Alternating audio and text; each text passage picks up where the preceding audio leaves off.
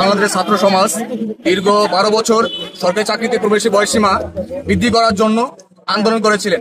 সেই আন্দোলনে অন্যতম প্রতিনিধি নেতা ছিলেন আমাদের তারেক রহমান ভাই। শুধু তাই নয়, আমাদের তারেক রহমান ভাই সেই শিক্ষা জীবন থেকে এই বাংলাদেশের সমস্ত ক্ষেত্রে, আপনার রাজনীতি বলেন, পলিটিক্স, সর্বক্ষেত্রে গুরুত্ব সহকারে এবং মেধা বিচার করে তিনি আন্দোলন করেছিলেন।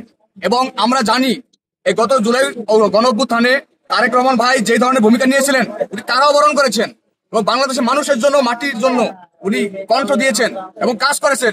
আমরা চাই এই আমজনতার দলকে আমরা সাপোর্ট দিচ্ছি এবং সহমর্মিতা জ্ঞাপন করতেছি।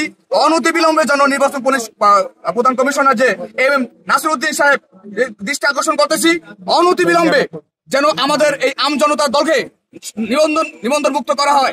আর যদি আমাদের তারেক রহমান ভাইয়ের কোন ধরনের ক্ষতি হয় তাহলে কিন্তু সারা বাংলাদেশে আমরা কিন্তু আগুন জ্বালাতে বাধ্য হবে ইনশাআল্লাহ। আমরা ছাত্র সমাজ কিন্তু বলে দিচ্ছি যে তারেক রহমান ভাইয়ের যদি ওটা বিন্দু পরিমাণে কোনো ক্ষতি হয়, বিন্দু পরিমাণে তার যদি কোনো বড় ধরনের ক্ষতি হয়, তাহলে কিন্তু সারা বাংলাদেশের সমস্ত ছাত্র সমাজ সহ সকল যুব সমাজ, সকল নাগরিক বাংলাদেশের মাঠে নামতে বাধ্য হবে ভাইয়ের আমার।